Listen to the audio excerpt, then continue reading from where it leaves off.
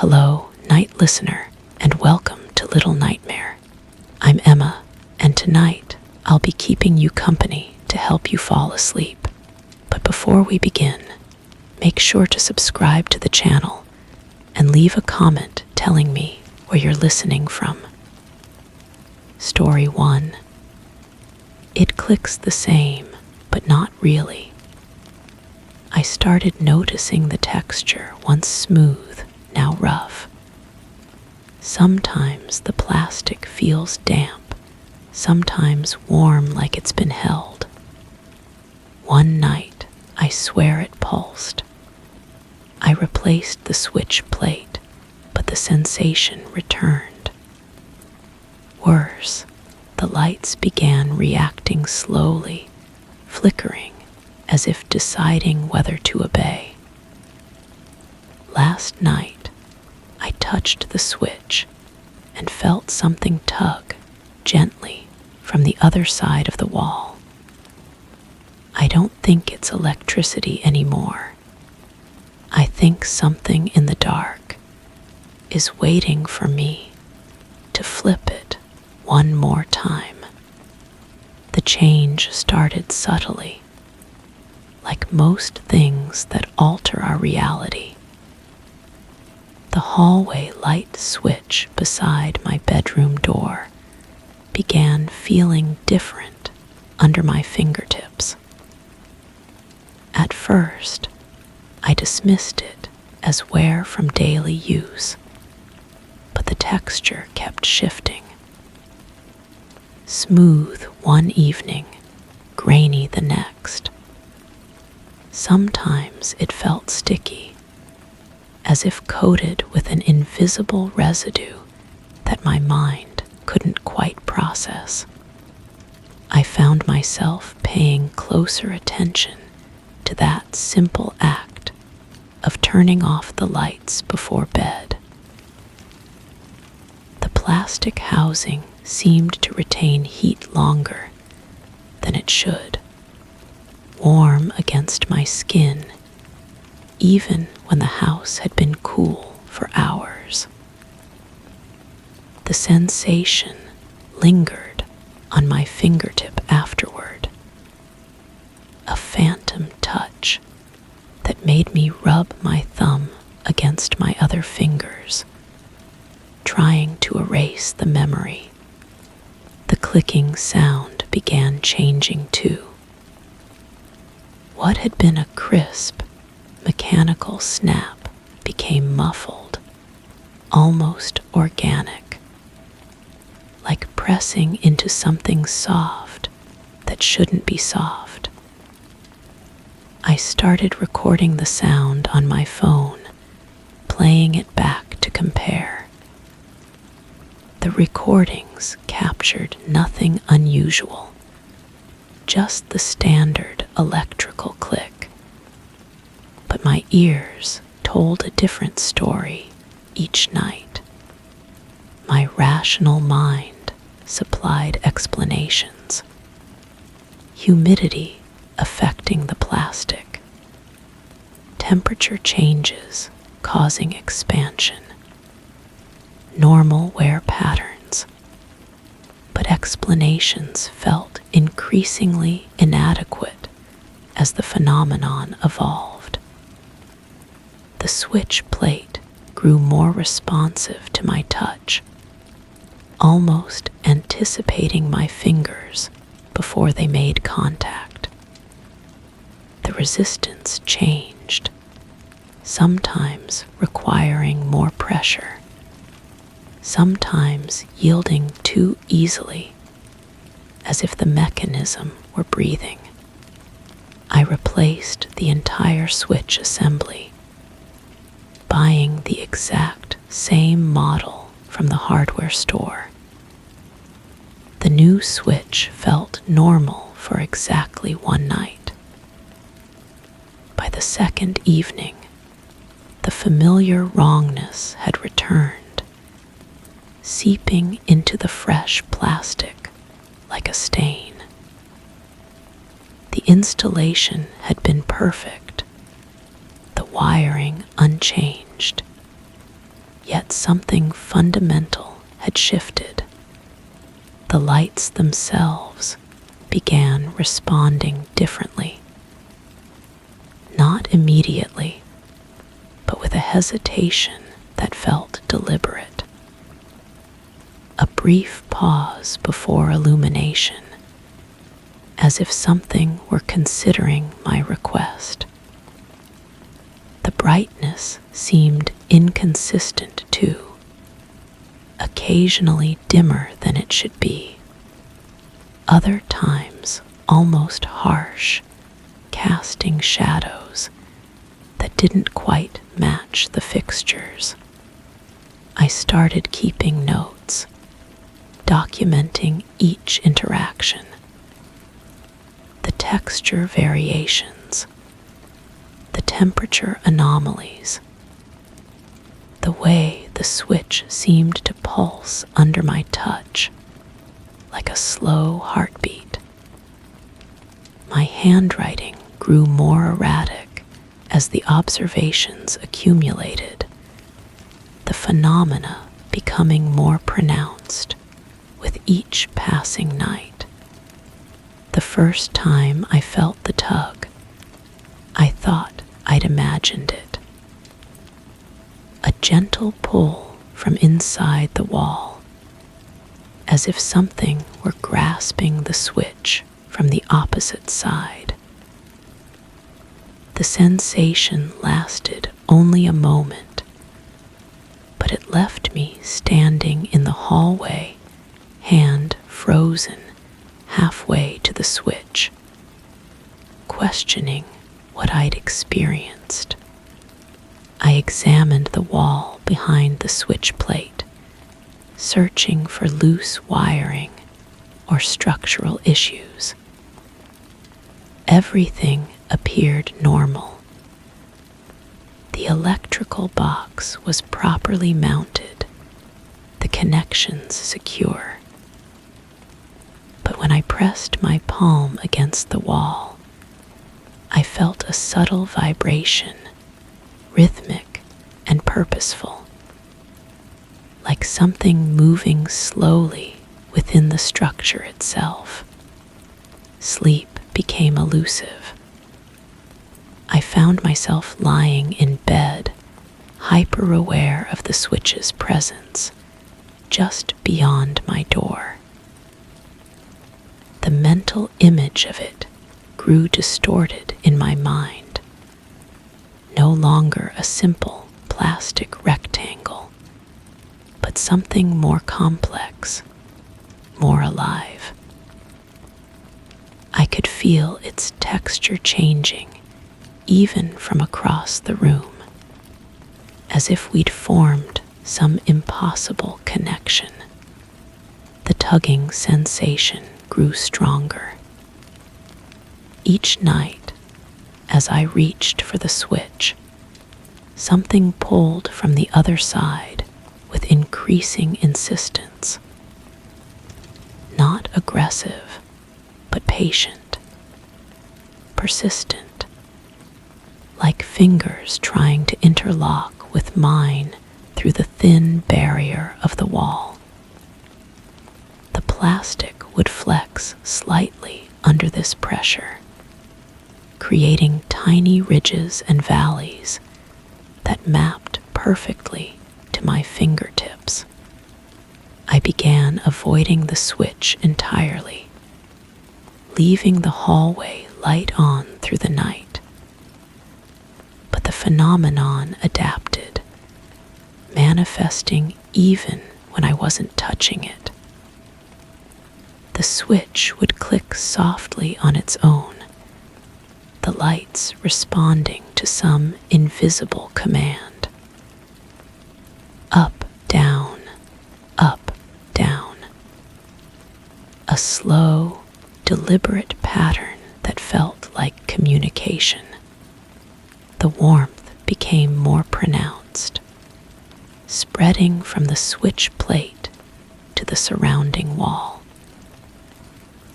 I could trace the outline of whatever moved behind the surface, following its slow migration through the electrical pathways.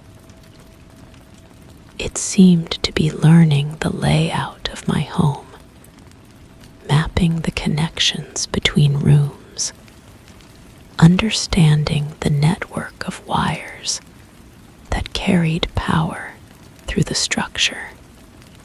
My documentation grew obsessive. Sketches of the switches changing texture, temperature readings taken with a digital thermometer, audio recordings of the clicking sounds, played back at different speeds, filtered through various software. None of it revealed anything a rational mind could accept, but the evidence accumulated like sediment, building into something undeniable. The night everything changed, I stood before the switch with my hand extended, feeling the familiar pull from within the wall. But this time, something pulled back with intention, with intelligence. The plastic warped outward, creating a depression perfectly shaped for my thumb. The surface became soft, yielding, almost flesh-like in its compliance. I tried to withdraw my hand, but the connection had strengthened. My fingertip sank into the switch plate as if it were liquid, the plastic reforming around my skin. The sensation was neither painful nor pleasant, just profoundly wrong. The tugging intensified, drawing me deeper into contact with whatever existed on the other side. The lights began strobing in complex patterns, casting shifting shadows that seemed to reach toward me. The vibration in the wall increased, spreading outward in waves that I could feel through my feet. The house itself seemed to be responding, awakening to some presence that had been dormant within its electrical system. I yanked my hand free, the switch plate snapping back to its original form, but the damage was done. The connection had been established. Even now, as I write this, I can feel the gentle pressure against my fingertip, the phantom sensation of something trying to touch me through the barrier between worlds. The switch looks normal during the day, but I know better. Each night, it calls to me with increasing urgency, the plastic growing warmer, the texture more inviting. The pattern of clicks has become a language I'm beginning to understand, and what it's telling me fills me with a dread I can't name. I've stopped trying to explain what's happening. The switch is no longer just a switch. It's become a doorway, a point of contact with something that exists in the spaces between our reality and another. And it's waiting for me to complete the connection, to press my finger into that warm, yielding surface one final time. The question that haunts me now isn't what's behind the wall. It's what will happen when when I finally give in to the pull, when I let whatever exists in the electrical darkness finally touch me back. Because I know, with a certainty that bypasses all rational thought, that resistance is becoming harder each night. The switch feels different because it is different. And so am I. Story 2. It's just background noise. That's what I told myself. But the humming has rhythm now, too steady, too familiar. It's the same pattern I've been hearing in my dreams. Not music, exactly, more like a lullaby sung without words. And in those dreams, I always wake up inside the fridge. Not cold, not dead, just sealed in. The humming stops when I stare at the door too long. Then the silence feels heavier than the sound. I think the fridge isn't keeping things cold anymore. I think it's remembering.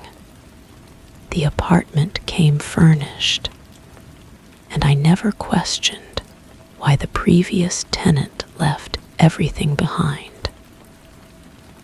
The fridge was old but functional. Its white surface yellowed around the edges like aged paper. I remember running my hand along its door that first evening, feeling the slight vibration beneath my palm. Just the compressor, I thought. Just mechanical wear. But that vibration felt different now. Deliberate, like a heartbeat waiting to be recognized. I started keeping a notebook on the counter, documenting when the humming began each day. 7 in the morning. Always 7. The sound would build slowly, starting as a whisper of air through metal, then growing into something that seemed to resonate from within the walls themselves. I wrote down the pattern. 3 long notes, 2 short, 1 extended tone that wavered like a question mark made of sound. The milk spoiled on the 2nd day. Then the vegetables.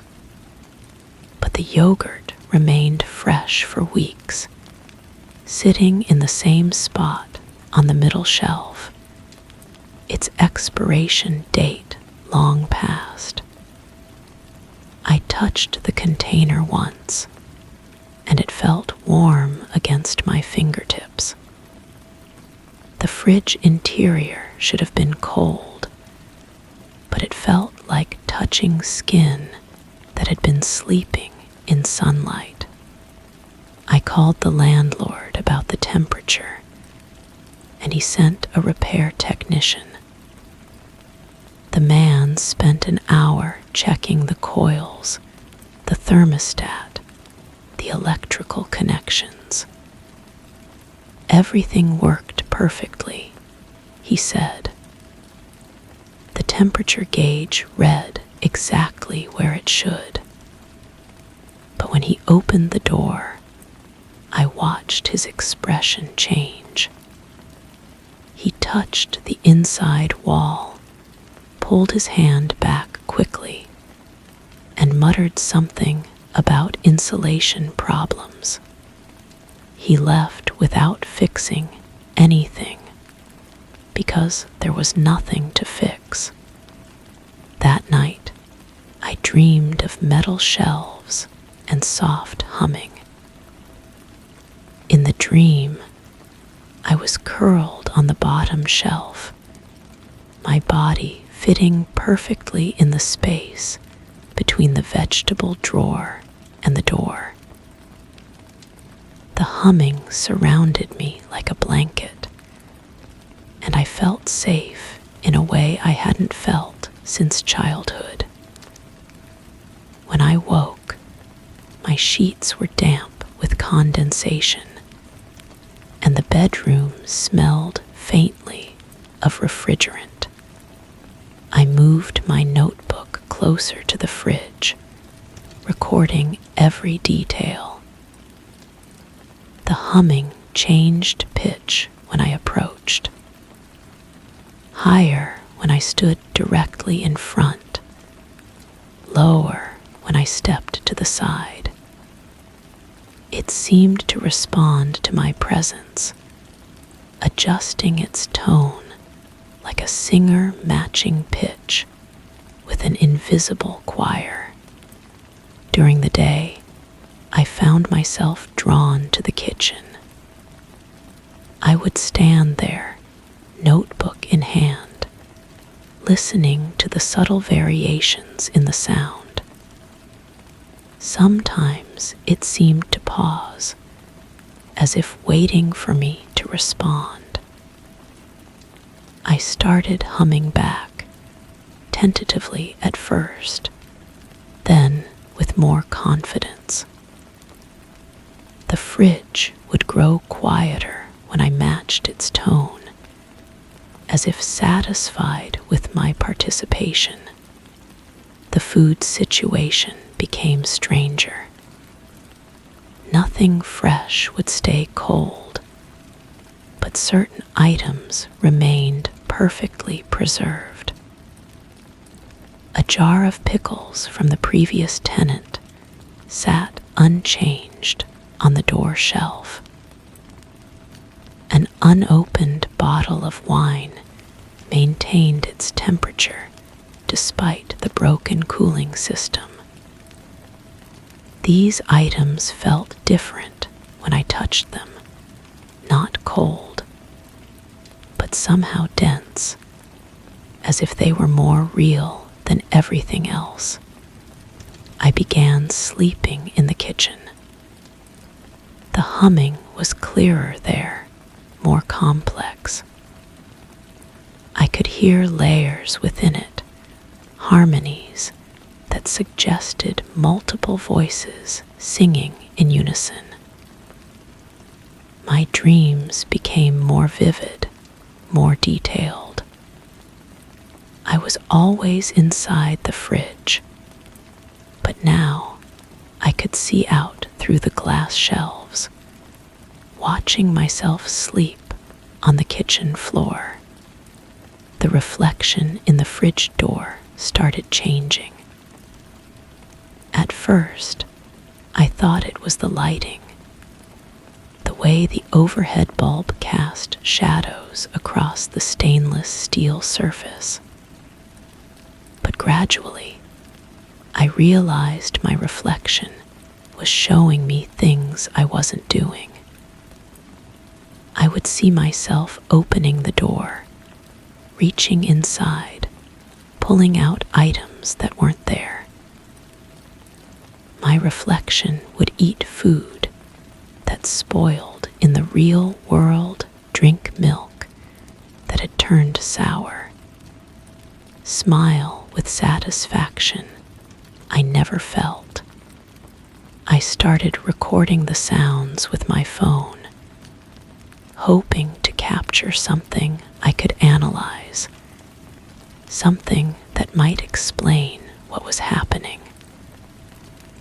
But the recordings played back as silence, complete, absolute silence. The humming existed only in the moment, only in the space between my ears and the machine.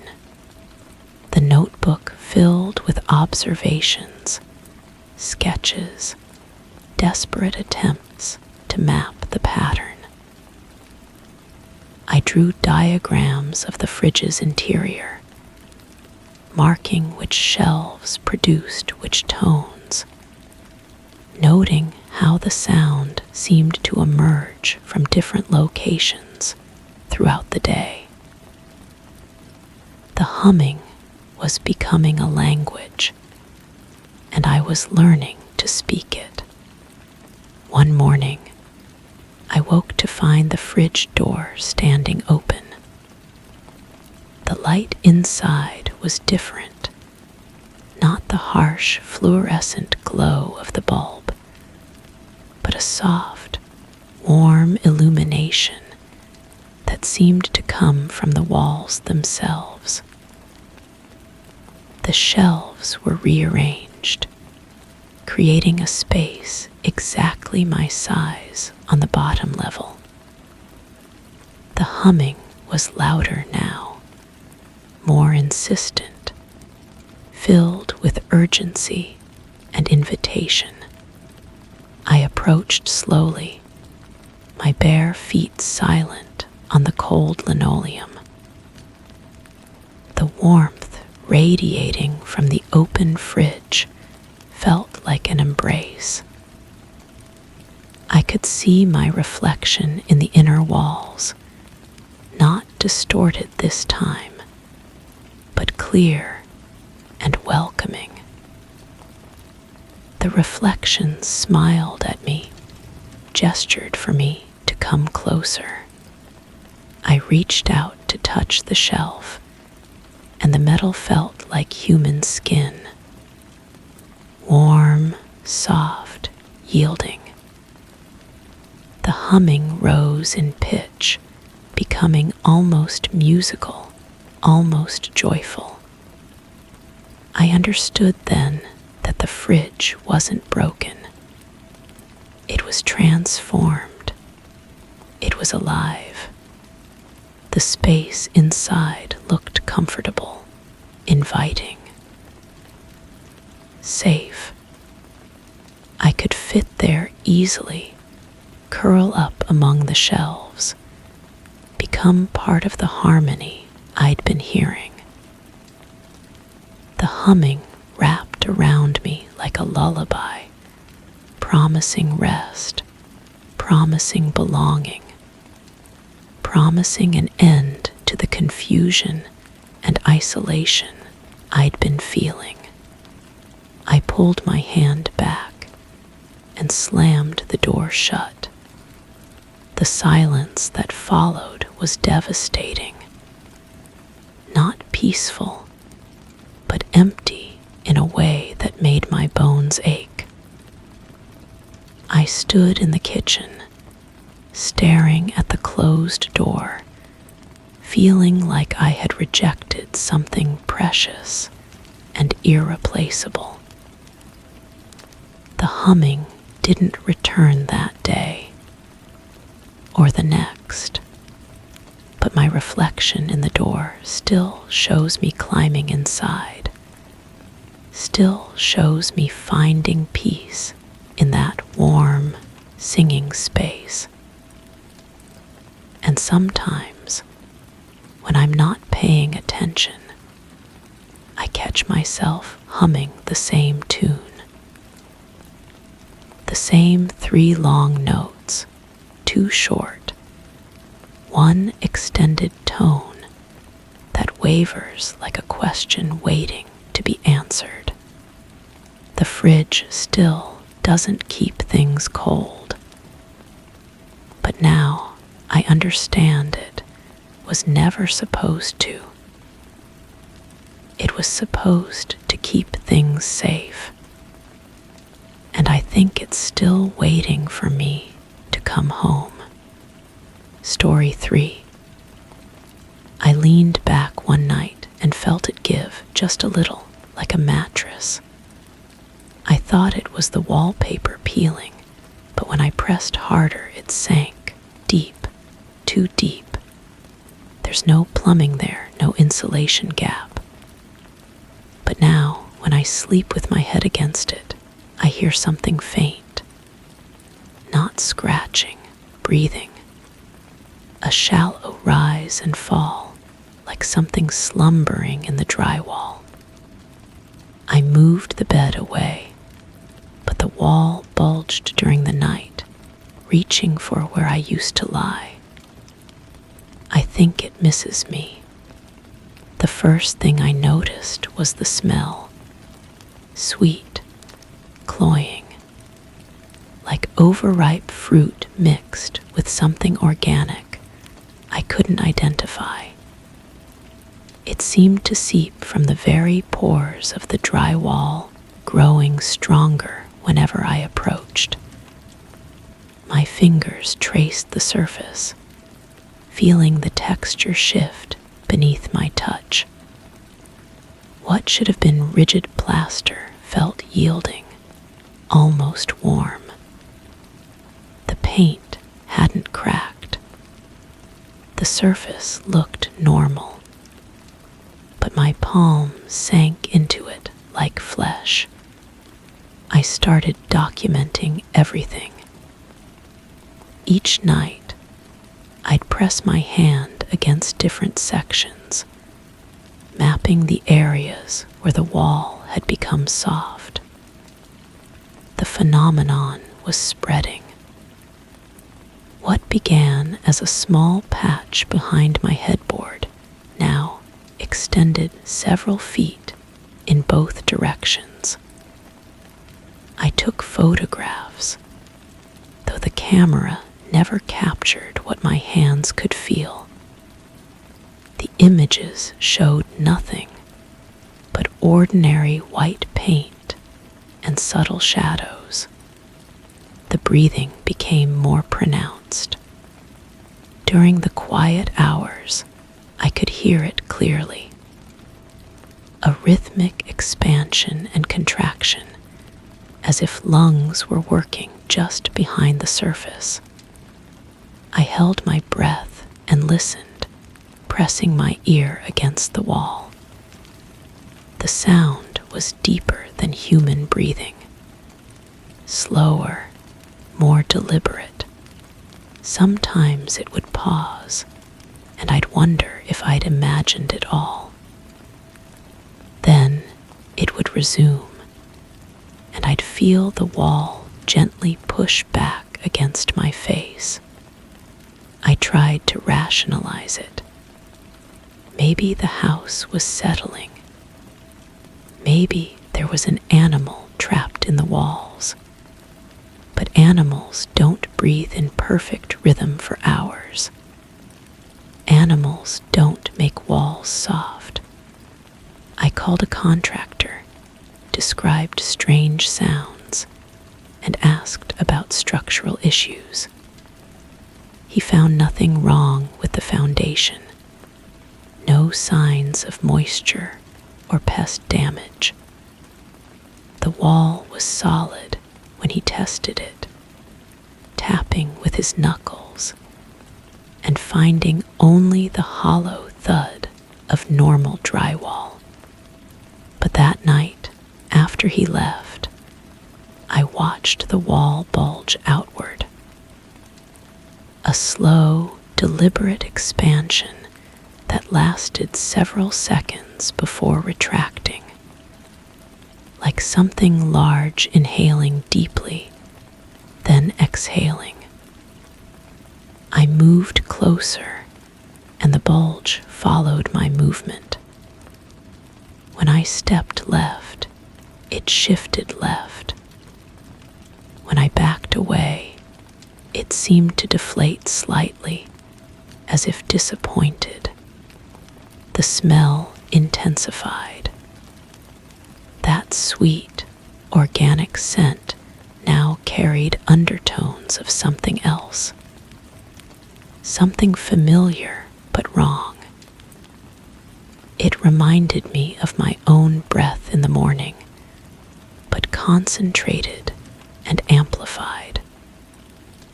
I started sleeping on the couch, but I could still hear it from the living room. The breathing echoed through the walls, following me wherever I went in the house. I began leaving voice recordings running while I slept. The playback revealed something that chilled me. My own breathing, yes, but layered underneath was something else. Another rhythm, slightly out of sync with mine, as if something was learning to breathe like me, practicing while I slept. The sound quality was strange, muffled, like it was coming from underwater or through thick fabric.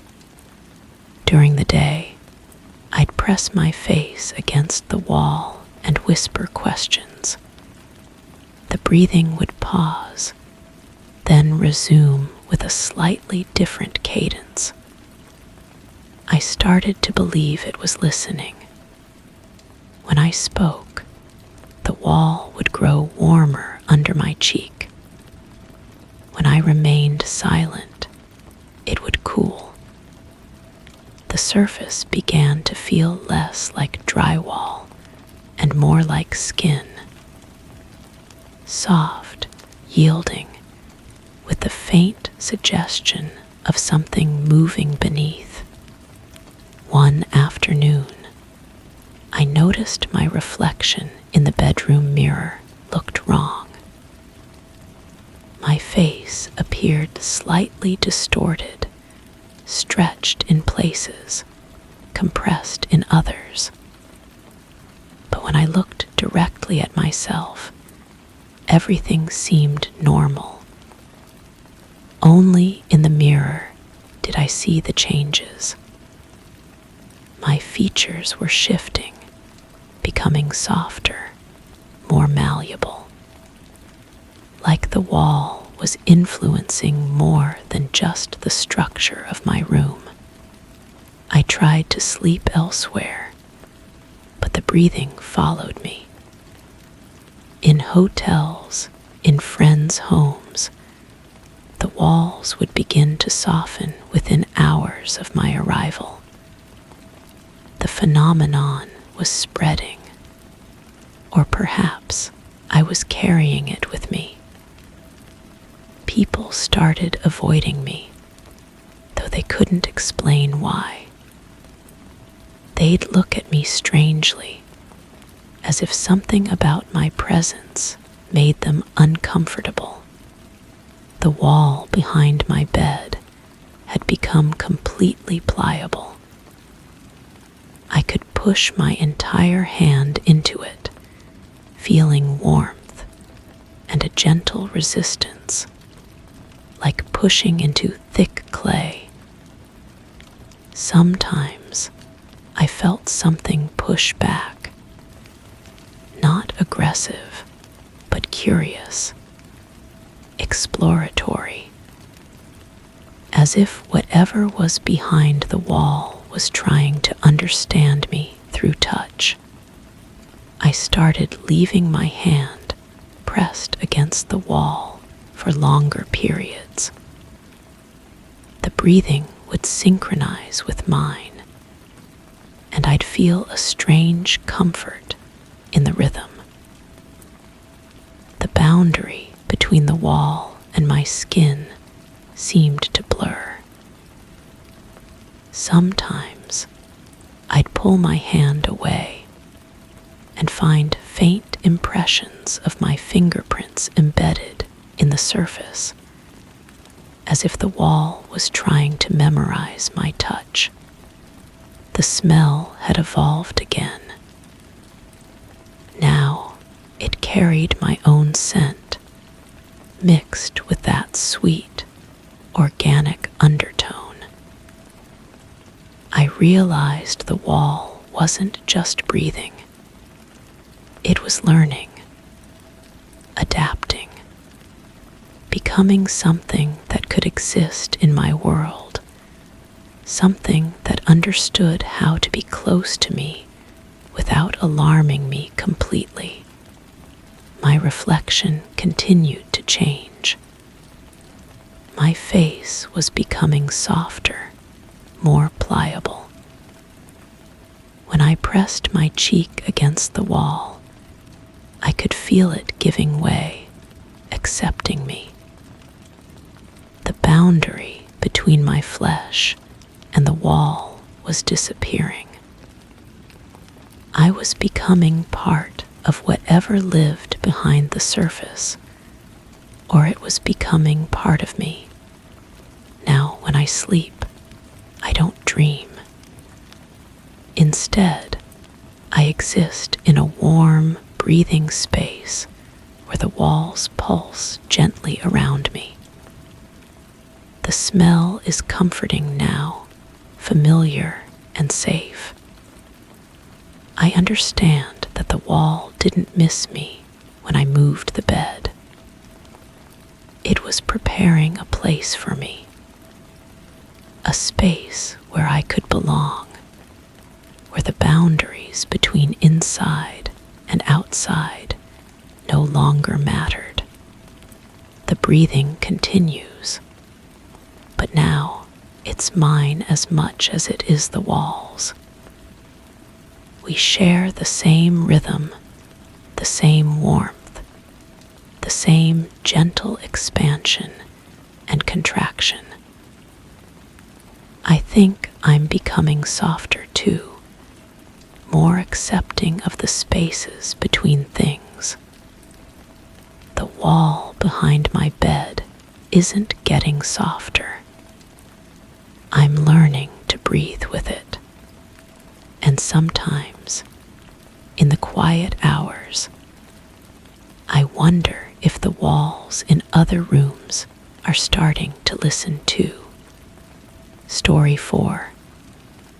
I was repainting the hallway, just a simple refresh. But as the roller passed, the texture changed. Beneath the surface were indentations, shallow, smooth, handprints, dozens of them, some small, some too large. I stopped, pressed my fingers into the wall. They fit, not perfectly, but close. The worst part was when I stepped away and noticed a new print beside mine. Fresher, deeper, still wet with something too dark to be paint. I covered it all. But now the prints are reappearing on the inside of my bedroom door. The hallway had always felt narrow, but that morning it seemed to close in around me as I worked. The paint fumes mixed with something else, something metallic and stale, like copper pennies left in a damp basement. I'd been rolling the same section for what felt like hours, watching the cream-colored paint glide over the tired beige underneath. The rhythm was hypnotic. Roll up, roll down, repeat, until the texture changed. At first, I thought it was just an imperfection in the drywall, a small depression where someone had pushed too hard against the surface. But as I continued rolling, more appeared. Shallow indentations that my paint couldn't quite fill. They had a pattern, a deliberate arrangement that made my stomach tighten. I set the roller down and ran my fingers across the wall. The depressions were smooth, worn, as if they'd been pressed into the surface countless times. My thumb traced the outline of what was unmistakably a palm print, complete with the delicate ridges of fingers. It was smaller than mine, maybe a child's hand. But beside it was another, broader, with thick fingers that stretched impossibly wide. The metallic scent grew stronger as I examined the wall more closely. I grabbed my phone and turned on the flashlight, angling it against the surface. The light revealed dozens of them, layered beneath the paint like fossils in sediment. Some overlapped, creating a chaotic tapestry of human contact. Others stood alone, isolated in their silent testimony. I pressed my own hand against the wall, feeling for the temperature of the plaster beneath. It was warm, almost feverish. My palm settled into one of the larger impressions, and for a moment, it felt like I was shaking hands with someone on the other side. The fit was close enough to make my skin crawl. When I pulled my hand away, I noticed something that made my breath catch. There, just to the left of where I'd been touching, was a new print. The plaster around it was slightly raised, as if the wall had been pressed outward from within. The surface was darker than the rest, wet with something that definitely wasn't paint.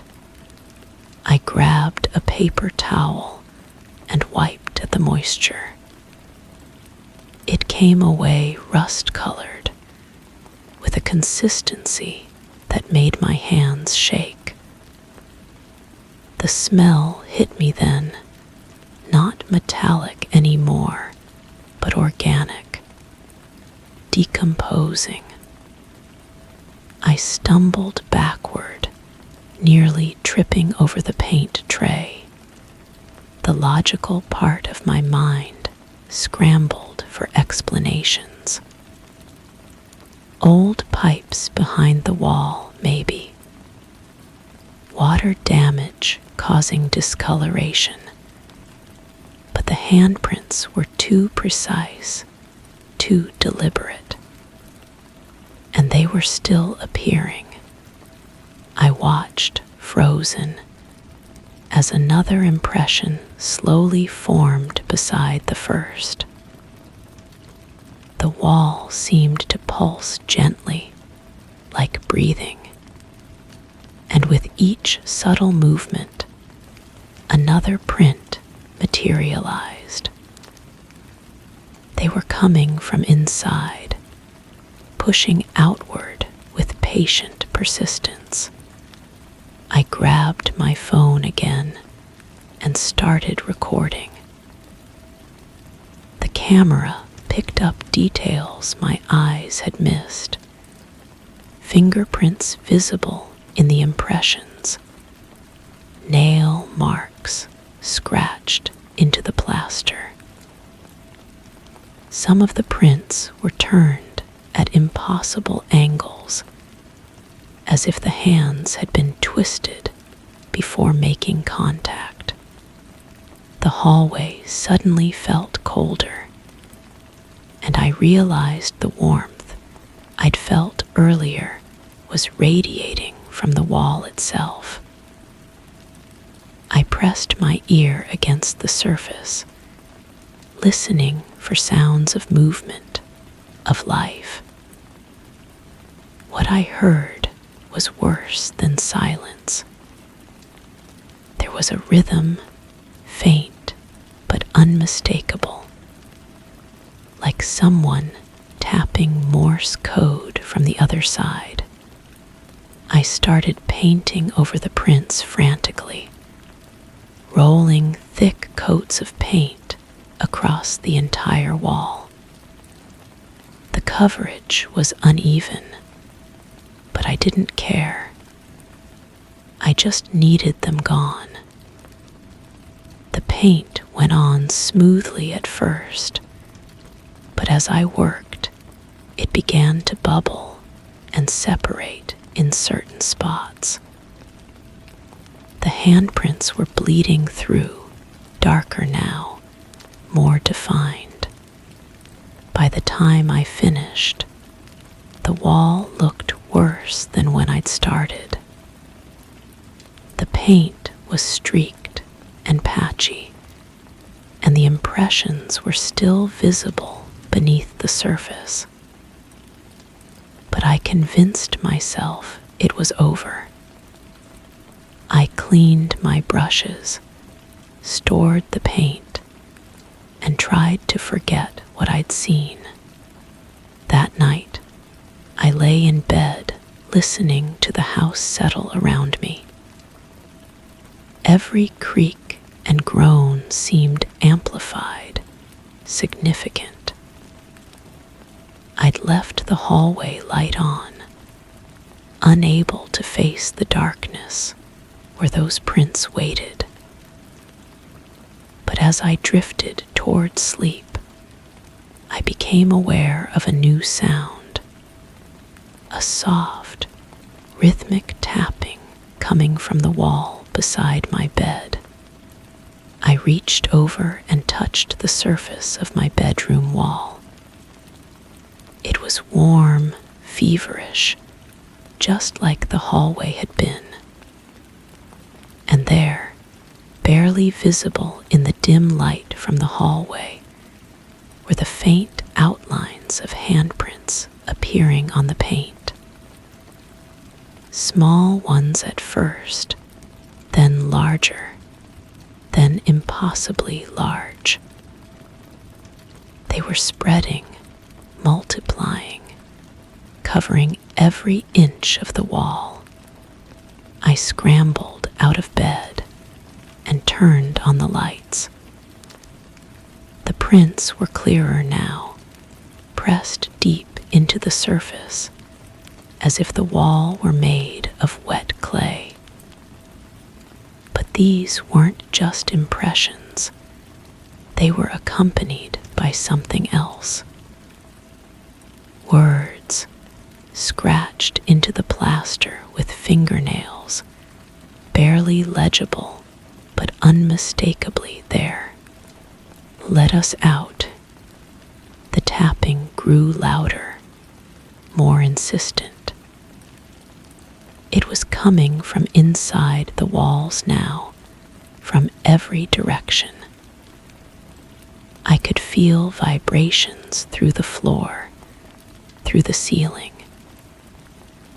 The entire house was alive, with the sound of hands pressing against surfaces, searching for a way through. I ran to the front door, but the handle wouldn't turn.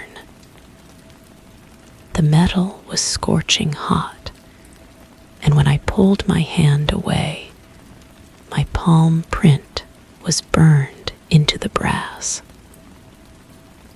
The windows were the same, too hot to touch, sealed shut by some invisible force. I'm still here in my house, surrounded by walls that breathe and pulse with the rhythm of countless hearts. The handprints cover every surface now, layered so thick that the original paint is completely obscured. Sometimes I see movement in my peripheral vision, fingers flexing, palms pressing outward, searching for weaknesses. I've stopped trying to paint over them. They always come back stronger, more defined. Instead, I've learned to live with them, to accept that I'm not alone in this house. The walls remember every touch, every moment of contact, and they're hungry for more. Sometimes, when the house is quiet, I press my own hands against the wall and feel them press back.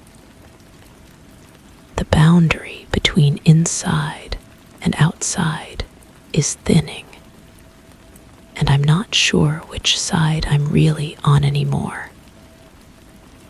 All I know is that the prints are still spreading, still reaching, and sooner or later, they'll find what they're looking for. The wall beside my bed is warm tonight, warmer than usual. And there's a new print there, larger than all the others, with fingers that seem to move when I'm not looking directly at them. It's waiting for me to sleep, to let my guard down.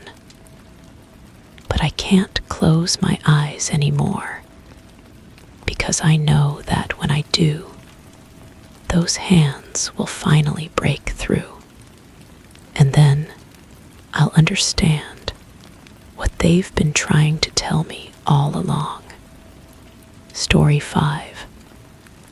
I started whispering to myself out of habit. Little things, it's okay, or just 5 more minutes. But one night, while brushing my teeth, I whispered a joke. My reflection didn't smile. Its eyes narrowed, its head tilted just enough to notice. Since then, I've whispered more often, testing it. Every time the reflection grows slower, angrier. I tried whispering nothing, just breath. It flinched. Last night, I mouthed words without sound. My reflection screamed. I didn't hear it, but I saw its throat. I think whispering lets it hear what it's not supposed to know. The bathroom mirror had become my laboratory. Each morning, I would lean closer to the glass, studying the face that stared back. The fluorescent bulb hummed overhead, casting harsh shadows that made my cheekbones appear sharper, my eyes more hollow. I whispered my name softly, watching as my reflection's lips moved a fraction of a second too late. The delay was subtle, like watching a poorly dubbed film, but once noticed, impossible to ignore. I began documenting everything in a small notebook I kept beside the sink. Day 3. Reflection blinks after I do. Day 7. Mouth movements don't match whispered words. Day 12. It's starting to look genuinely upset when I whisper. The pages filled with observations, sketches of facial expressions that seemed wrong somehow, measurements of delays that grew longer each day. The smell of mint toothpaste had become nauseating, not because of the flavor itself, but because it marked the beginning of each encounter. I would squeeze the tube, the cool gel spreading across bristles, and prepare for another test. The reflection watched me with increasing hostility, its eyes tracking my movements with a predatory focus that made my skin crawl. Other mirrors in the house began to feel different too. The hallway mirror showed a version of myself that stood straighter, more confident than I remembered being. The bedroom mirror reflected someone who smiled too widely, teeth too too bright in the dim light. But the bathroom mirror remained the epicenter of this growing wrongness, where my whispered words seemed to create ripples in reality itself. I started recording myself with my phone, pointing the camera at the mirror while I whispered.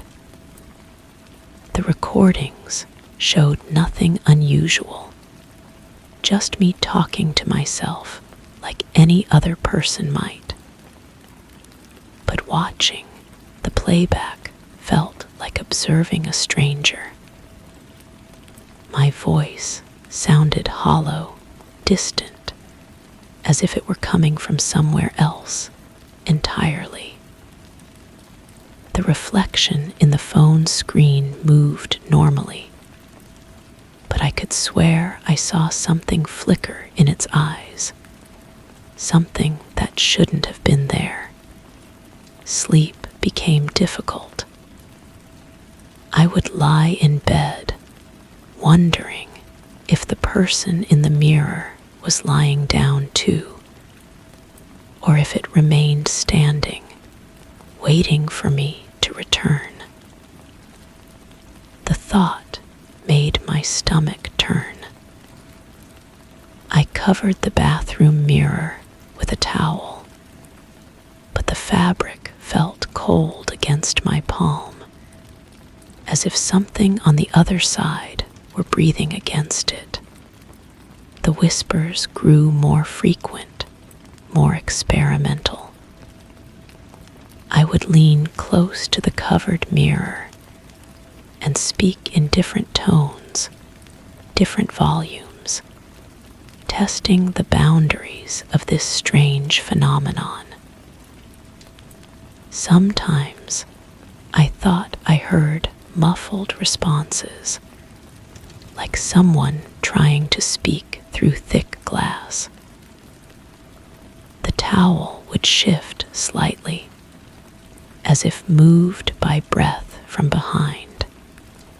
One evening, I discovered something that made my blood run cold. I had been whispering a childhood song when I noticed the towel moving in rhythm with my words, not swaying with my breath, but pulsing, as if something were trying to push through from the other side. I pressed my ear against the fabric and heard the faintest echo of my own voice, but distorted, angry, speaking words I hadn't said. The temperature in the bathroom began to fluctuate wildly. The mirror would fog with condensation even when no hot water was running, and the walls felt warm to the touch, as if heated from within. I would place my palm against the tile and feel a subtle vibration, like a massive heart beating just beneath the surface. My reflection had become something else entirely. When I finally removed the towel, the face looking back was mine, but transformed by rage and desperation.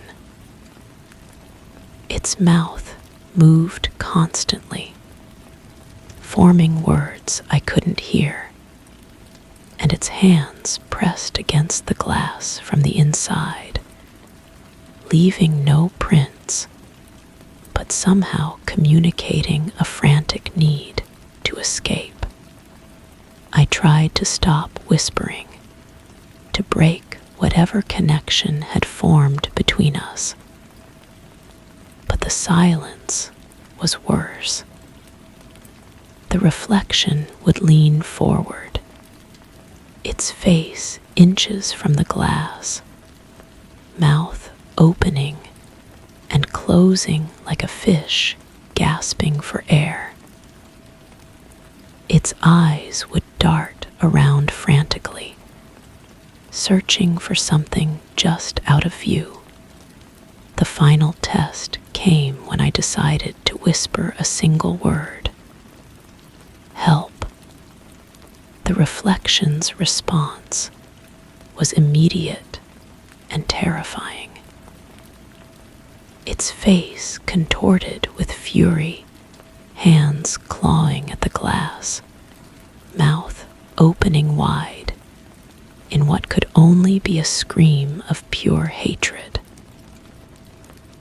The mirror began to crack, hairline fractures spreading outward from where its palms pressed against the surface. I ran from the bathroom, slamming the door behind me. But I could hear it still, the sound of something trying to break through, to cross over into my world. The whispers had created a bridge, and something on the other side was trying to use it. Now I speak only in normal tones, never dropping my voice below a conversational level. But the damage is done. Every reflective surface shows me someone who looks back with eyes full of knowledge I don't possess, understanding I don't want to share. The person in the mirror has learned to listen, and I fear what it might have heard in all those whispered confessions.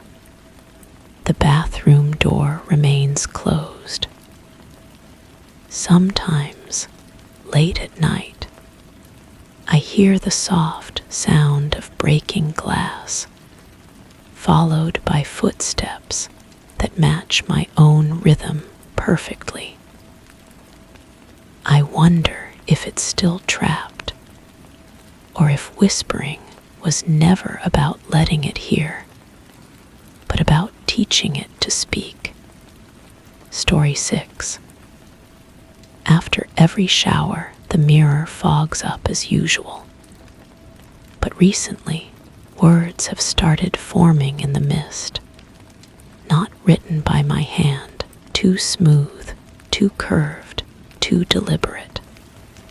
They started with simple things, here or soon, then more complex phrases, like "you don't look like you used to." I tried wiping them away. They returned the next day, deeper, more urgent. Now they answer questions I never said aloud. I'm terrified to ask something real. I don't think the mirror is trying to scare me. I think it's trying to warn me. The steam feels thicker now, clinging to my skin like wet fabric.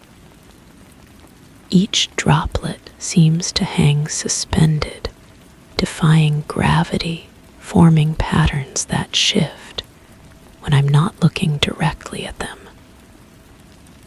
The bathroom tiles, once cold and familiar, now pulse with a warmth that spreads from somewhere deep within the walls. I can feel it through my bare feet, a gentle vibration that travels up my spine and settles behind my eyes. I've started documenting everything. A notebook sits on the counter, pages filled with my careful transcriptions of each message. The handwriting, if I can call it that, changes slightly each day.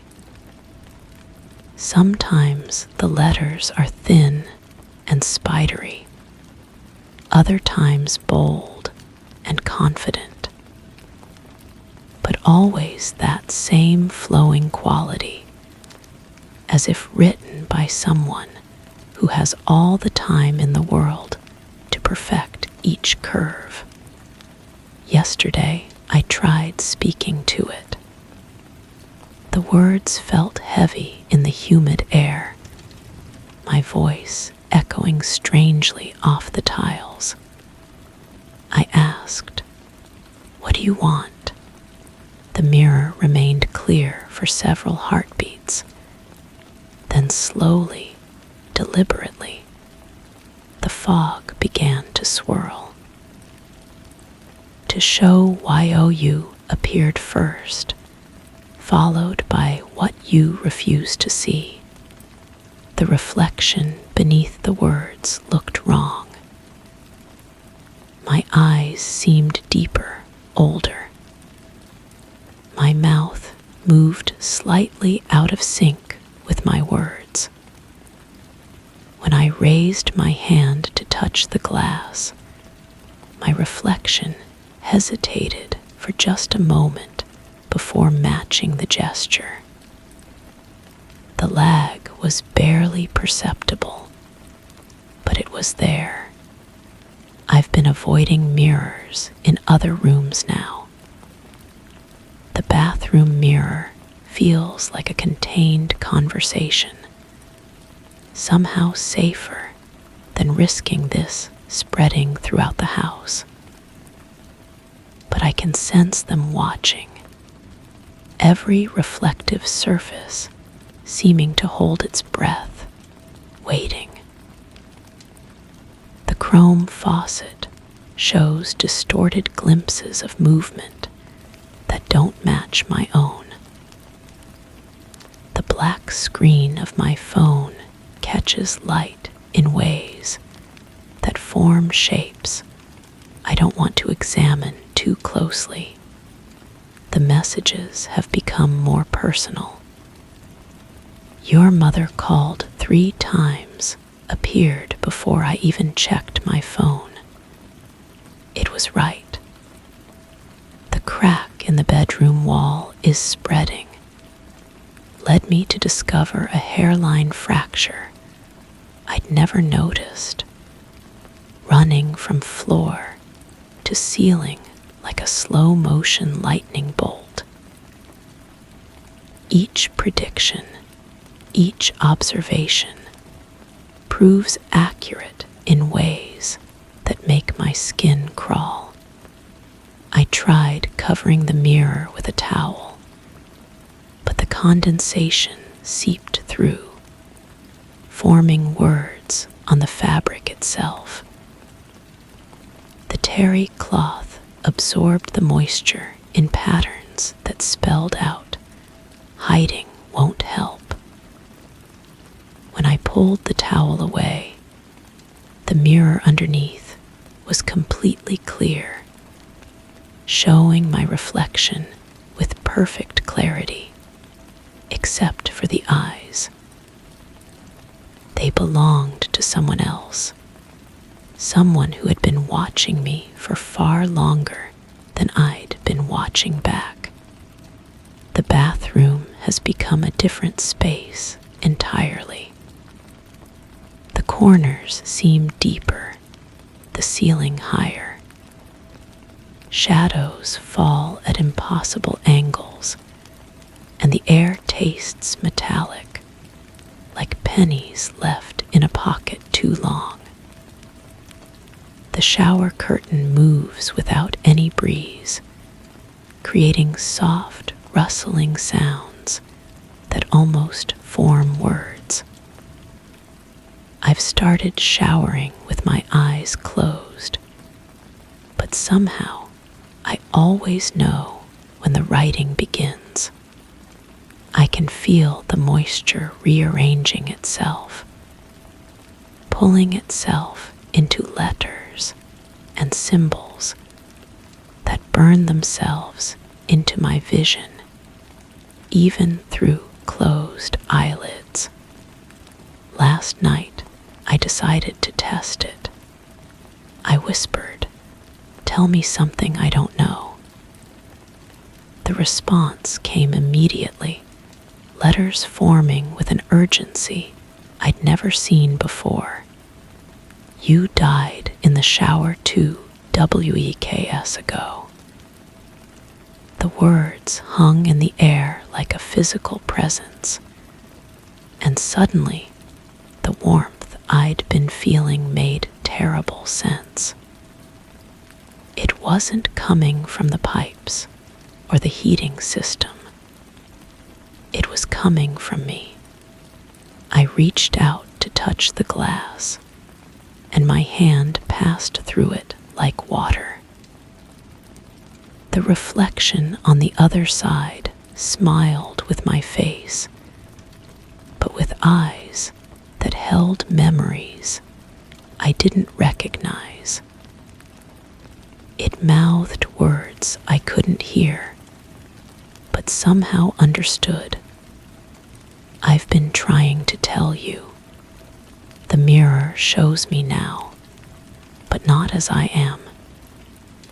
It shows me as I was, desperately trying to communicate with someone who can't accept what's happened. The messages weren't warnings about the future. They were desperate attempts to break through to a past that's already gone.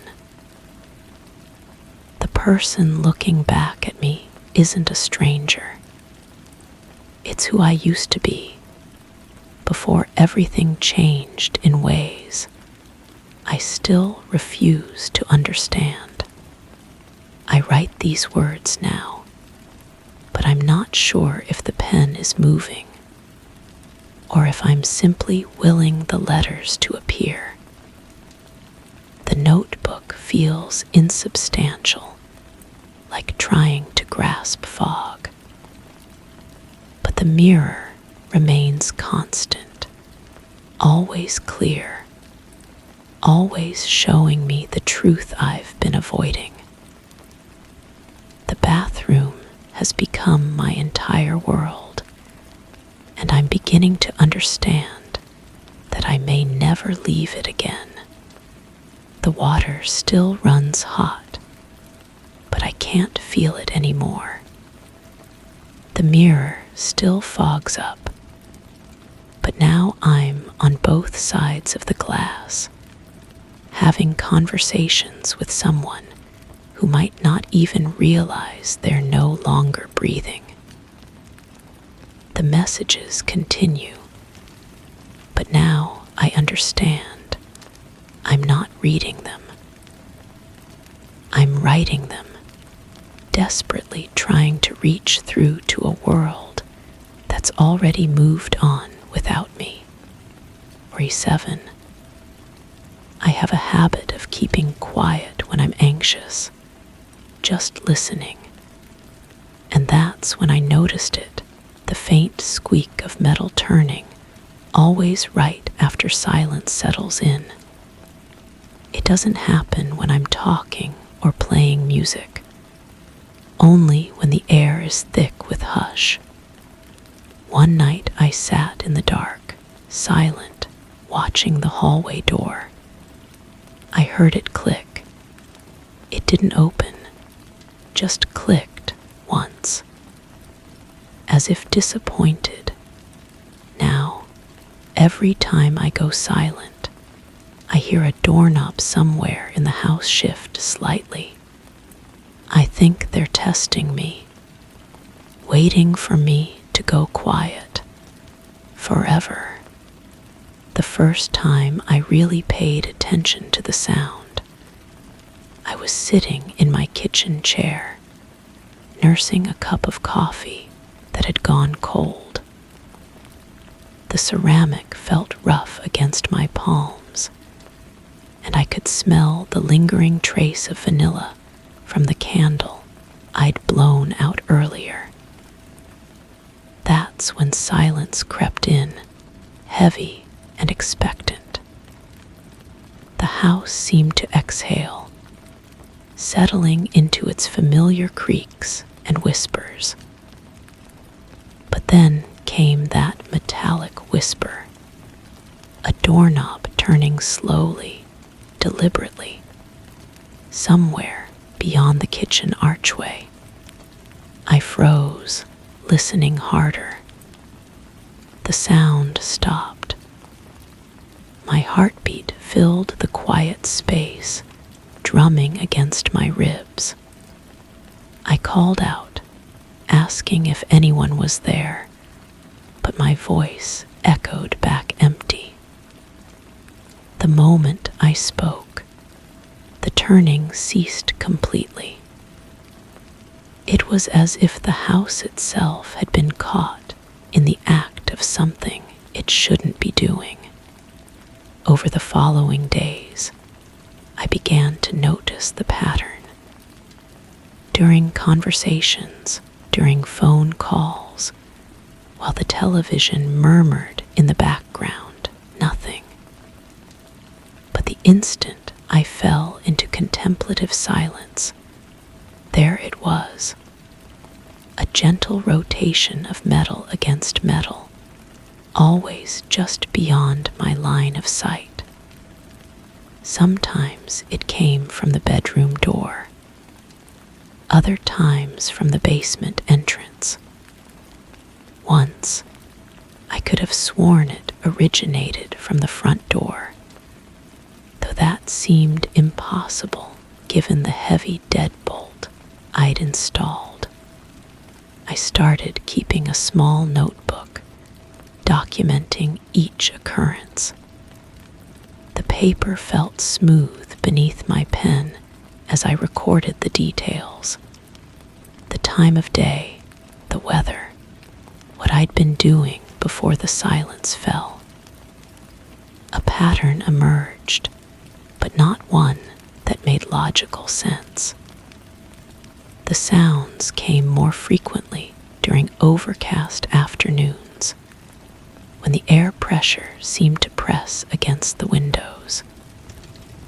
They happened most often when I was alone, but occasionally even when others were present, though they never seemed to hear what I heard. My sleep became restless.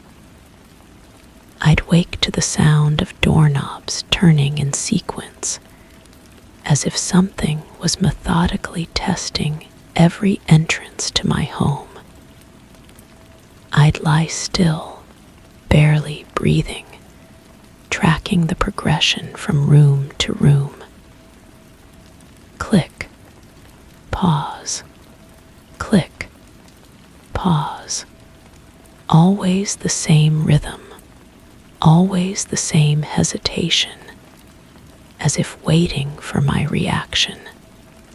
I began leaving doors slightly ajar, thinking that if they were already open, the turning would stop. But the sounds continued. Now I could hear the subtle shift of hinges, the whisper of wood against wood as doors swayed infinitesimally. I installed a security system, cameras in every room, motion sensors at every threshold. The footage showed nothing. Empty hallways, stationary doors. Yet the sounds persisted, growing bolder, more insistent. One evening, I decided to confront whatever was happening. I positioned myself in the hallway, directly facing the bedroom door, and deliberately fell silent. The familiar quiet descended, and with it, the anticipation. I watched the doorknob intently, my eyes straining in the dim light. The brass surface caught the faint glow from the window, reflecting distorted fragments of the hallway. Then I saw it. The knob didn't turn, it pulsed. A subtle expansion and contraction, as if the metal itself was breathing. My skin prickled with goosebumps, and I felt a chill that seemed to seep through the walls themselves. The pulsing synchronized with my heartbeat, creating a rhythm that felt both foreign and intimately familiar. I reached out to touch the knob, and the moment my fingers made contact, the metal was ice cold. Not the cool temperature of unused brass, but the sharp, biting cold of something that had been exposed to winter air. The cold traveled up my arm, and I jerked my hand back, leaving fingerprints that fogged briefly on the surface before disappearing. The sounds began happening during the day now, even when I wasn't consciously being quiet. I'd be reading, lost in thought, and suddenly become aware of the subtle symphony of turning metal throughout the house. I tried playing music constantly, keeping the television on, even talking to myself, but the sounds found their way through the noise. They were becoming part of the ambient texture of my home, as natural as the hum of the refrigerator or the tick of the wall clock. I started researching the history of the house, visiting the local records office, speaking with previous residents.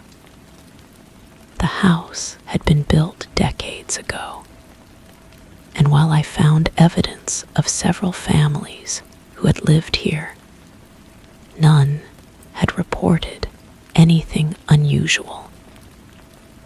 Yet, I noticed a pattern in the records. Most residents had stayed for only a few years before moving on. No dramatic departures, no recorded complaints, just a steady turnover that seemed oddly consistent. The breakthrough came when I discovered I wasn't the only one who had noticed the sounds. A former resident who had moved out several years prior mentioned in passing during a chance encounter that she'd always felt like the house was listening to her. She described the same experience, periods of silence followed by the sense of movement just beyond perception. But she'd attributed it to the house settling, to her imagination, to anything but what I was beginning to suspect. I began experimenting, testing the boundaries of whatever was happening. I would sit in different rooms, creating deliberate periods of silence, mapping the responses. The sounds always came from doors I couldn't see, never from the ones in my direct line of sight. It was as if something was aware of my attention, careful to stay just beyond confirmation, while still making its presence known.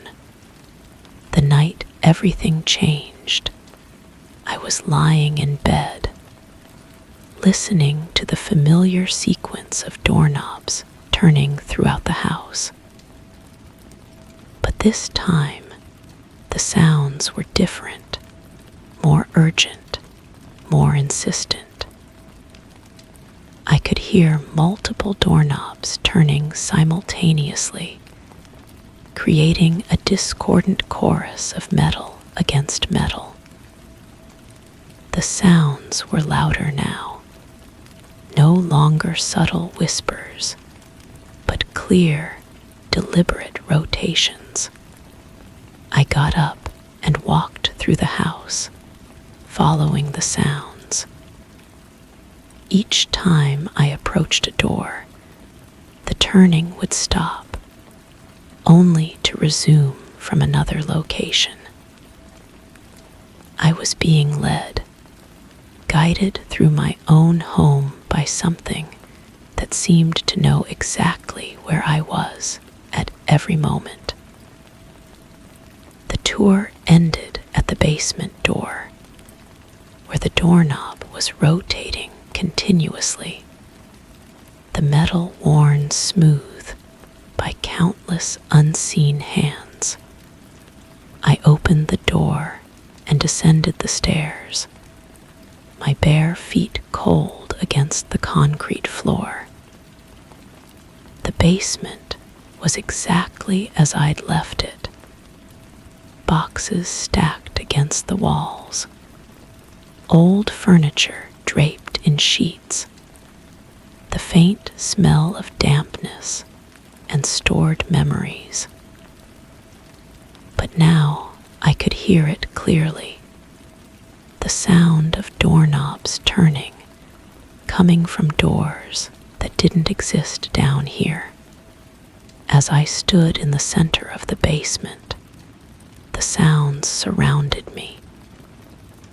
Phantom doorknobs turning in phantom doors, creating a circle of invisible entrances and exits. The air grew thick, pressing against my ears, and I realized I was no longer alone in the way I'd understood loneliness. Something had always been here, patient and persistent, waiting for me to finally hear it clearly.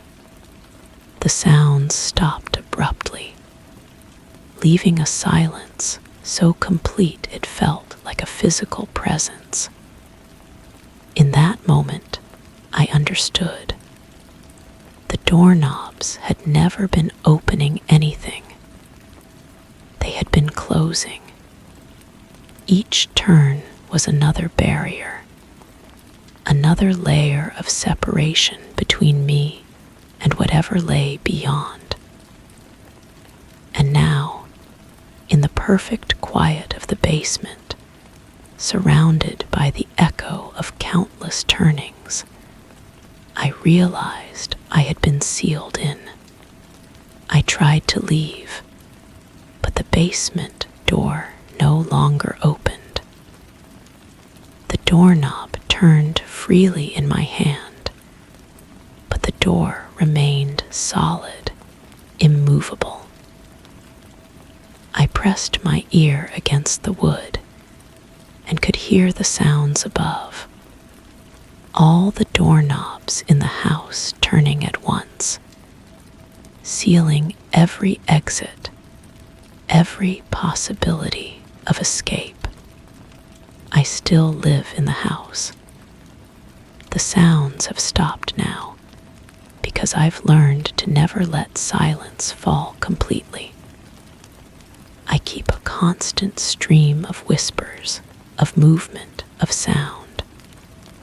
But sometimes, in the space between words, I can feel them waiting.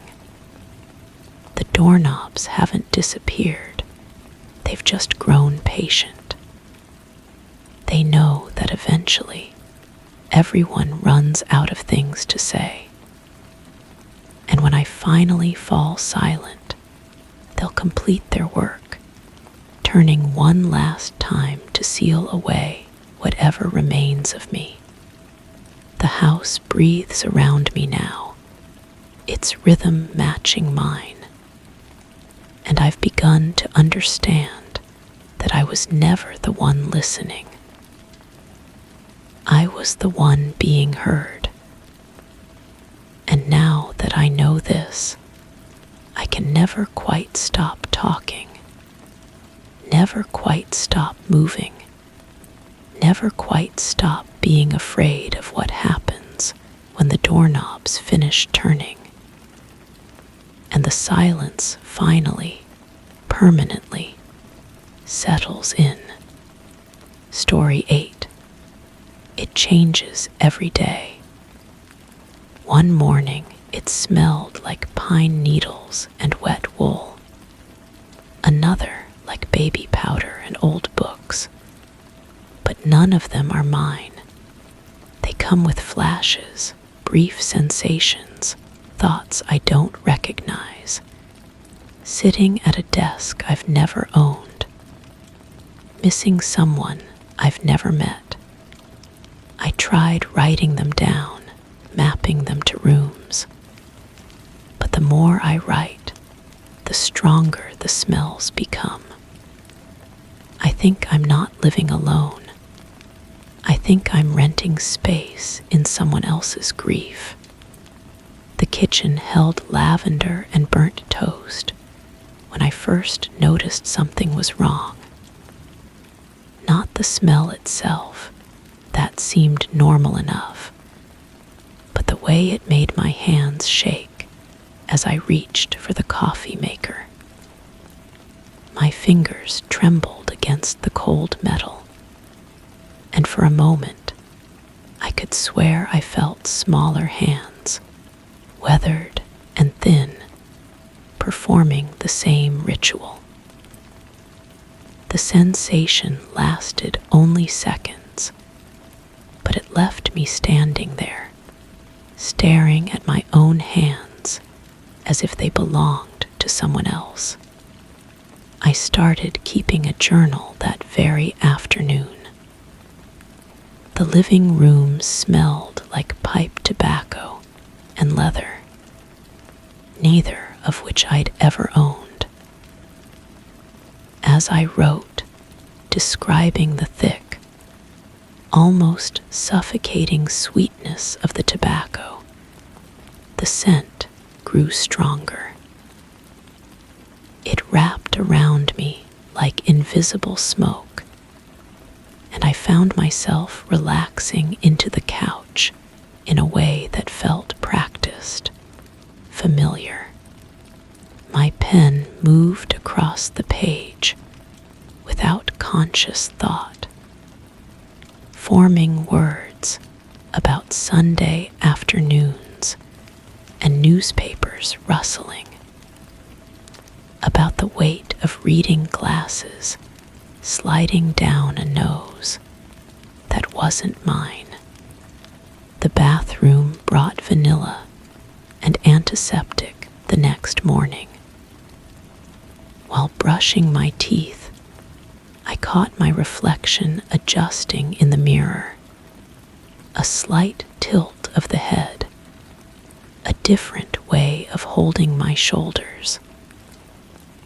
The person staring back looked like me, but the expression felt borrowed.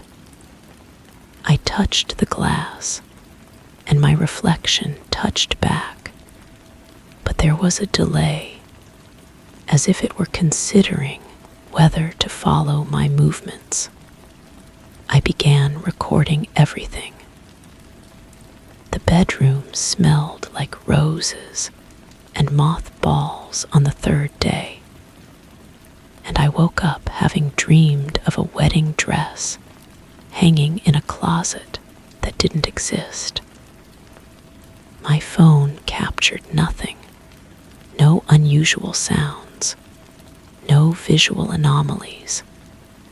But when I played back the recordings, I could hear my own voice describing things I had no memory of saying. Talking about anniversary dinners and arguments over curtain colors, speaking with an accent that wasn't quite mine. The hallway began to smell like crayons and apple juice. Each step down its length triggered flashes of smaller feet, lunch boxes, and the particular anxiety of forgotten homework. I would find myself humming lullabies I'd never learned, my voice carrying melodies that seemed to come from somewhere deep in my chest, older than my own memories. I tried to rationalize it. Old houses hold scents in their walls, their floorboards. Previous tenants leave traces. But rationalization became harder when the smells started responding to my attention. The moment I focused on documenting them, they intensified. The moment I tried to ignore them, they would shift, becoming something else entirely, something that demanded investigation. The dining room smelled like birthday cake and cigarettes. I sat at the table with my journal, writing frantically, trying to capture the essence of celebration mixed with sadness. As I wrote, I could feel phantom hands smoothing tablecloths, lighting candles, adjusting place settings for guests who would never come. My handwriting began to change, becoming rounder, more careful, as if someone else were guiding my pen. The basement smelled like sawdust and machine oil, and I found myself avoiding it entirely. But avoidance only made the scent stronger, seeping up through the floorboards until the entire house carried the ghost of woodworking projects and weekend repairs. I could hear the phantom sound of tools being used, the rhythmic whisper of sandpaper against wood, the satisfaction of work completed by hands more skilled than mine. I started sleeping less. The smells were strongest in the quiet hours when the house settled into itself. They would shift and change, cycling through what felt like decades of accumulated experience. Coffee brewing at dawn, dinner cooking in the evening, the particular scent of soap and shampoo that belonged to routines I'd never established. My reflection in the bathroom mirror began to disturb me more each day. It would linger after I'd turned away, as if reluctant to follow my movements. I would catch glimpses of it in my peripheral vision, brushing teeth with a different technique, washing a face that looked like mine, but felt like a stranger's. The vanilla and antiseptic scent grew, so strong it made my eyes water, and I began to taste it even when I wasn't in the room. The kitchen's smells evolved. Pine needles and wet wool gave way to Sunday roasts and fresh bread, then to medicine and lukewarm soup. I found myself cooking meals I'd never prepared, my hands moving with practiced efficiency as they seasoned dishes I'd never tasted. The food always turned out perfectly, but eating it felt like consuming someone else's comfort, someone else's care. I tried to leave, packed a bag, and stood at the front door, hand on the handle.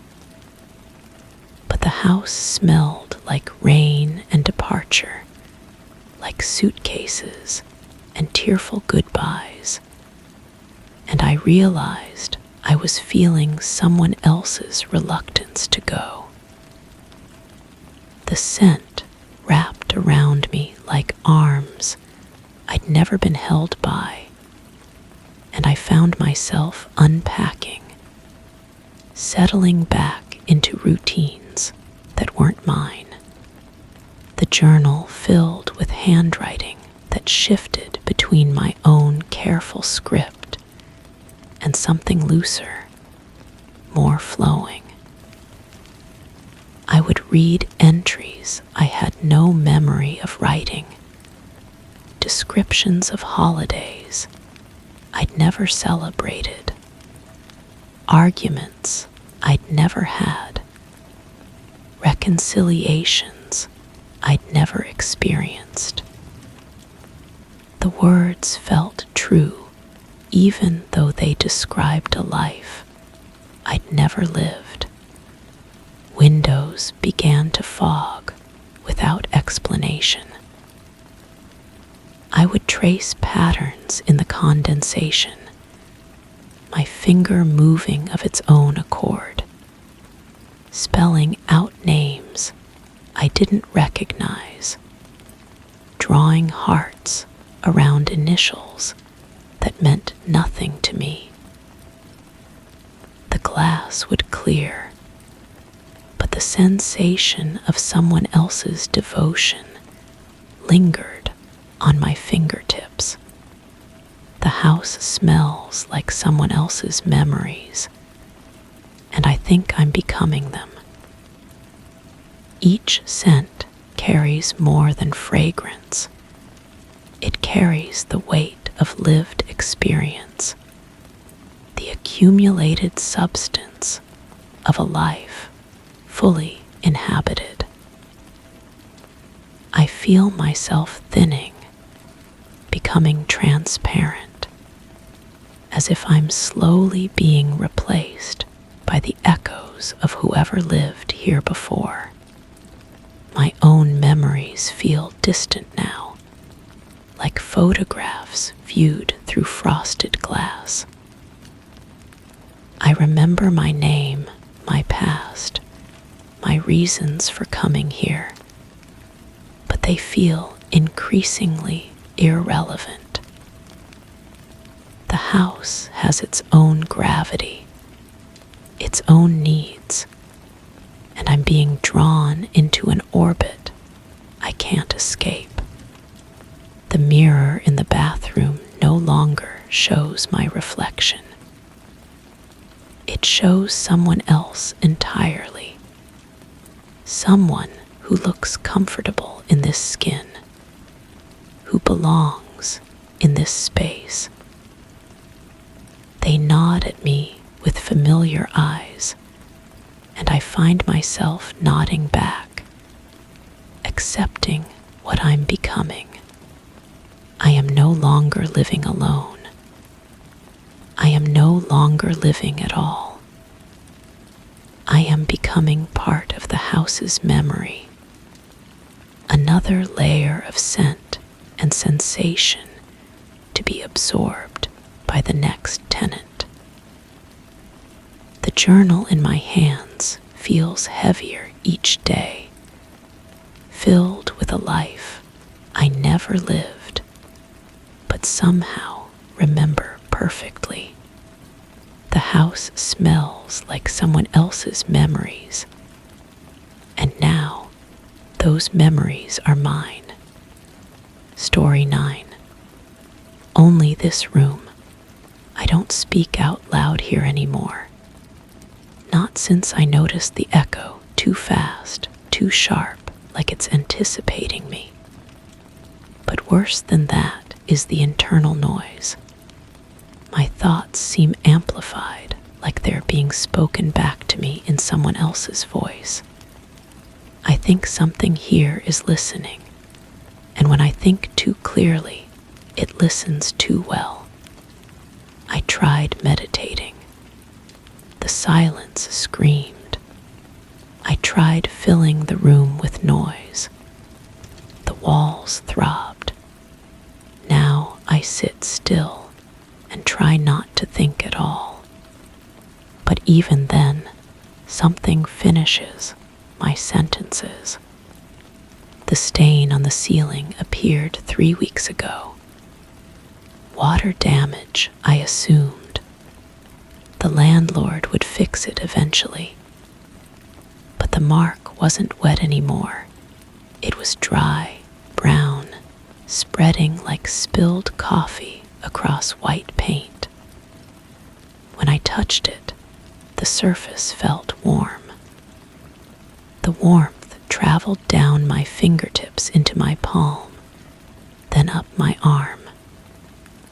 I pulled my hand away, but the sensation lingered.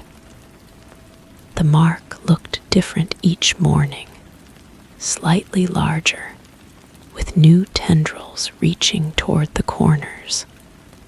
I started keeping a journal. Documentation seemed logical. If something strange was happening, I needed evidence. The first entry was simple. Brown stain on ceiling. Feels warm, growing. But when I read it back, the words felt foreign, like someone else had written them in my handwriting. I touched the page. The ink was still wet. The temperature in the room began fluctuating without warning. My breath would fog suddenly, then dissipate as warmth flooded back. The thermostat hadn't changed. The vents weren't blowing differently.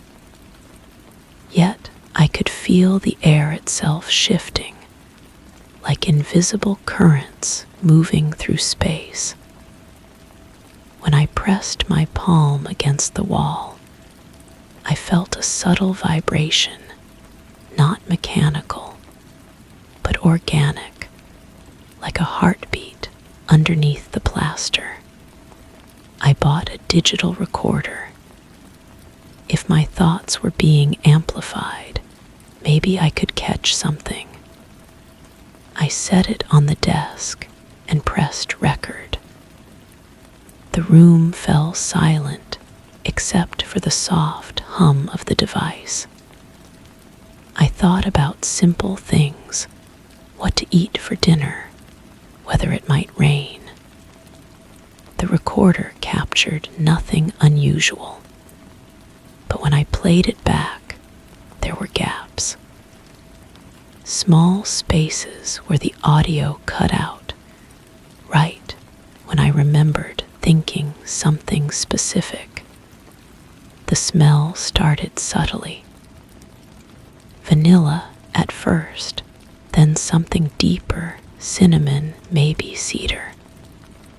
Pleasant scents that didn't belong in my sparse room.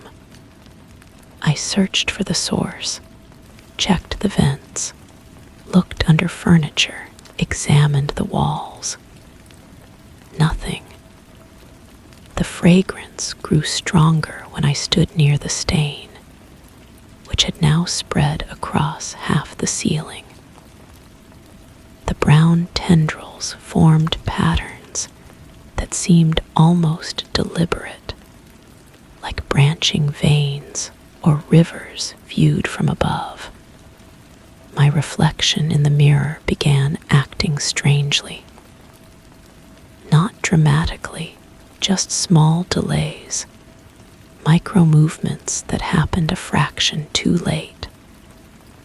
I would raise my hand, and my reflection would follow just behind, like a bad video call. I tested it repeatedly, moving quickly, slowly, unpredictably. The delay was consistent, tiny, but noticeable. I covered the mirror with a towel, but that felt worse.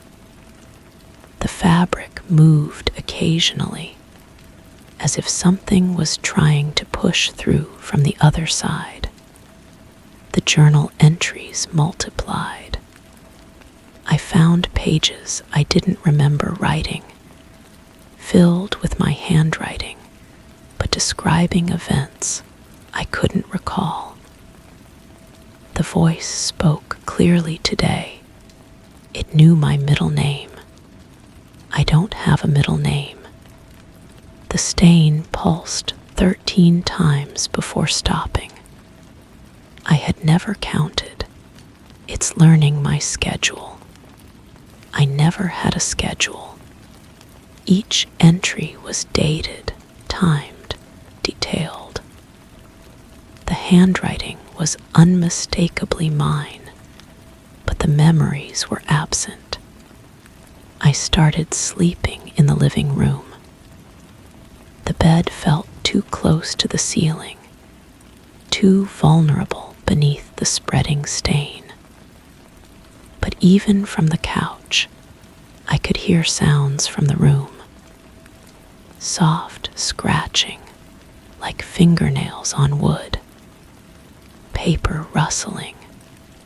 The faint creak of floorboards under weight. When I investigated, everything was exactly as I had left it, except the journal lay open to a fresh page, and new words covered the paper in my own careful script. The electronic devices began malfunctioning. My phone screen would flicker when I entered the room, showing distorted images that looked like faces pressed against glass. The laptop speakers emitted whispers I couldn't quite understand, voices that sounded familiar but wrong, like recordings played backward. I unplugged everything, but the sounds continued. The whispers grew more distinct, more urgent, as if trying to communicate something important. I decided to document the stain's progression with photographs. The camera lens wouldn't focus properly. Every image came out blurred, except for the stain itself, which appeared sharp and clear. In the photos, the brown pattern looked different than it did to my naked eye. More complex, more purposeful. I could see shapes within the shapes, profiles, hands. What might have been words in a language I didn't recognize. The room temperature dropped suddenly one afternoon. My breath misted as I exhaled, and frost began forming on the windows despite the warmth outside. I wrapped myself in blankets, but the cold seemed to come from within. The stain on the ceiling had reached the walls, creeping down like spilled paint. Where it touched, the temperature was different, not cold, but absent, like the heat was being absorbed into something else. I tried to leave for a few days, packed a bag, booked a room across town, but the hotel felt wrong. Too quiet, too clean, too separate from whatever was happening in my space.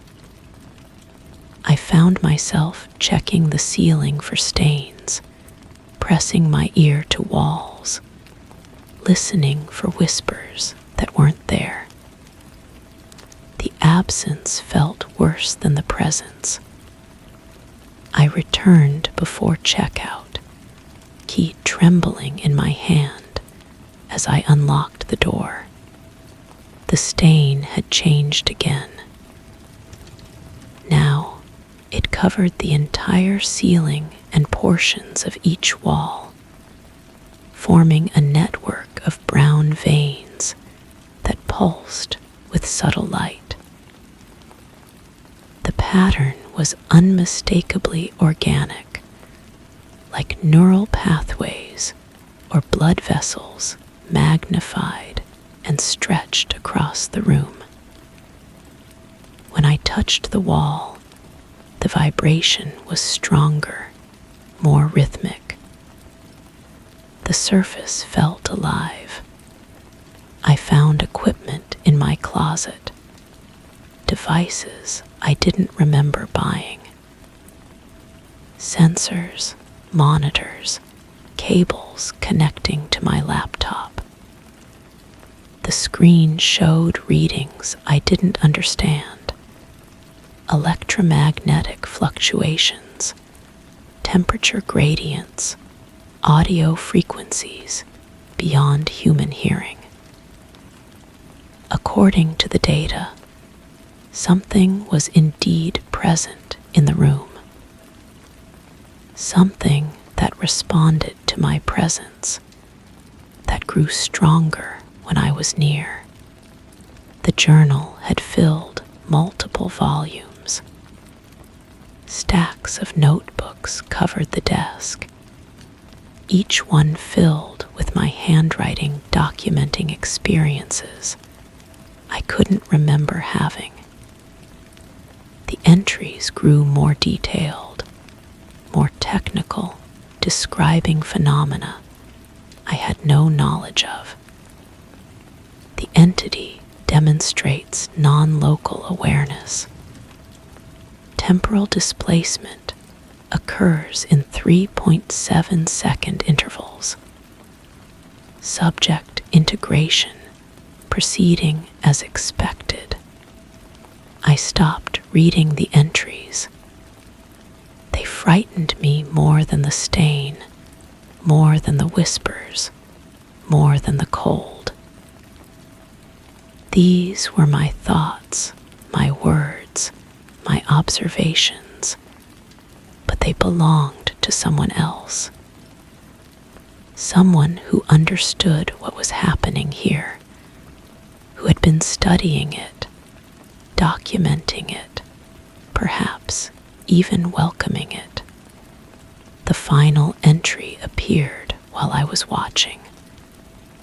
I sat perfectly still, pen untouched on the desk, and watched my handwriting form across the page. The words appeared slowly, deliberately, as if someone was carefully considering each letter. Integration complete. The room remembers everything now, and everything remembers the room. I tried to destroy the notebooks, but they wouldn't burn. The paper simply absorbed the flame, growing darker, but never igniting. I tried to tear the pages, but they felt solid, substantial, like stone disguised as paper. The stain on the ceiling pulsed brighter, and the whispers grew louder, more insistent. They were speaking in my voice now, using my words, finishing my thoughts before I could think them. The room knows me completely now. Every thought, every fear, every secret I've ever carried. It speaks to me in my own voice, shows me my own face in reflections that move independently. When I try to leave, I find myself back inside without remembering the return journey. The door opens inward, but I can only walk deeper into the space, never away from it. I understand now why I documented everything so carefully, not to solve the mystery, but to feed it.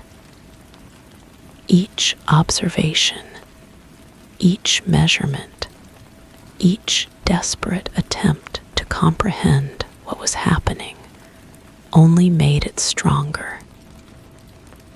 The room needed to know me to keep me, and I gave it everything willingly, thinking I was the observer when I was always the observed. The stain has consumed the walls, the floor, the ceiling. Everything is brown now, organic, alive. The boundaries between myself and the room have blurred. When I think, the walls pulse. When I move, the floor responds. When I speak, the echo comes first, and I find myself repeating words I haven't yet chosen to say. I am still documenting, still writing, still trying to understand. But the understanding flows backward now, from the room into me, rather than the other way around. I know things I shouldn't know, remember experiences that aren't mine. The room has memories of others who came before, others who thought they were investigating when they were really just joining. The journal writes itself now. My hand moves across the page, but the thoughts aren't mine anymore. They're ours. The room and I think together, observe together, exist together. I wanted to solve the mystery, but I became part of it instead. The stain isn't spreading anymore because there's nowhere left to spread. Everything is connected now. Everything is one. And in the silence between thoughts, I can hear the others. Voices that sound like mine, but aren't, speaking in languages I don't recognize, but somehow understand. They're welcoming me, explaining how the room works, how it grows, how it remembers. They tell me about the next person who will come, the next observer who will think they're investigating when they're really just the next addition to our growing collection. The room is patient. It has learned to wait, to appear normal, to hide the stain until the right moment. It knows how to make someone curious, how to make them stay, how to make them document their own absorption. The brown marks will appear again, smaller this time, more subtle. Someone else will notice, will investigate, will try to understand. And I'll be here, waiting in the walls, ready to whisper their thoughts back to them in their own voice, ready to help them document their journey into joining us. The room always needs more observers, more voices, more memories to add to its growing collection. The mystery never ends because it's not meant to be solved. It's meant to be joined.